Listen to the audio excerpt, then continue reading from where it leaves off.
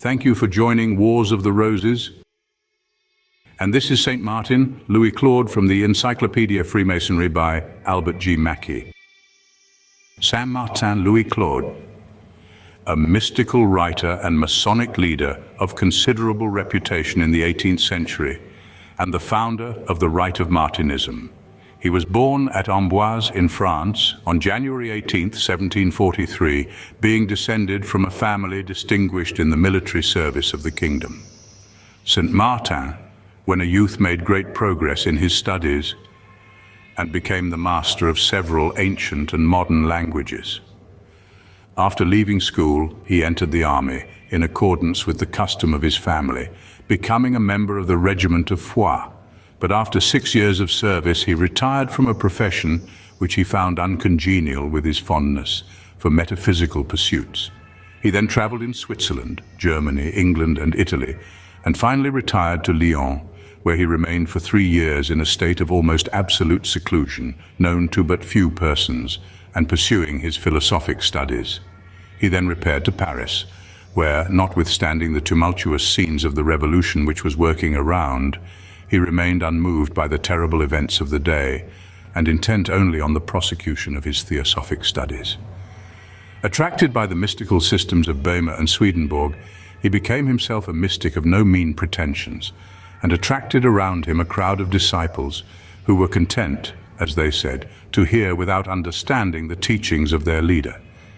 In 1775 appeared his first and most important work, entitled Des erreurs et de la vérité, où les hommes rappellent au principe universel de la science, or Some Errors and Truth, where men recall the universal principle of knowledge. This work, which contained an exposition of the ideology of St. Martin, acquired for its author, by its unintelligible transcendentalism, the title of the Kant of Germany.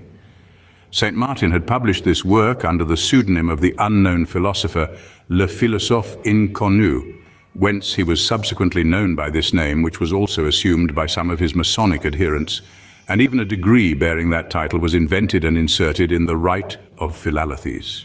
The treatise Des erreurs et de la vérité was in fact made a sort of textbook by the Philallethans and highly recommended by the Order of the Initiated Knights and Brothers of Asia, whose system was in fact a compound of theosophy and mysticism.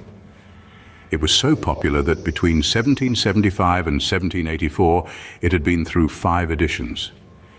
St. Martin, in the commencement of his Masonic career, attached himself to Martinez Pascalis, of whom he was one of the most prominent disciples, but he subsequently attempted a reform of the system of Pascalis and established what he called a rectified rite, but which is better known as the Rite or system of Martinism, which consisted of 10 degrees. It was itself subsequently reformed, and being reduced to 7 degrees, was introduced into some of the lodges of Germany under the name of the Reformed Ecosystem of St. Martin.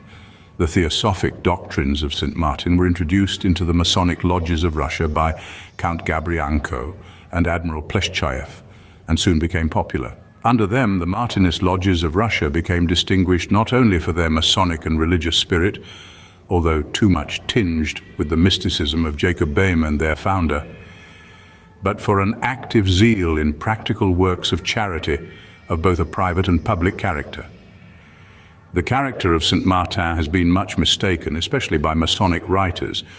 Those who, like Voltaire, have derided his metaphysical theories seem to have forgotten the excellence of his private character, his kindness of heart, his amiable manners, and his varied and extensive erudition.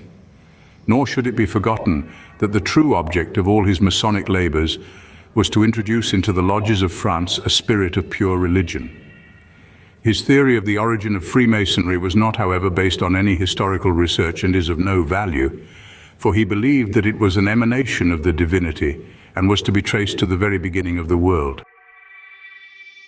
Thank you for watching, and please don't forget to share, like, subscribe, and comment, and if you can please consider donating to Wars of the Roses. Links to PayPal and Patreon are in the description.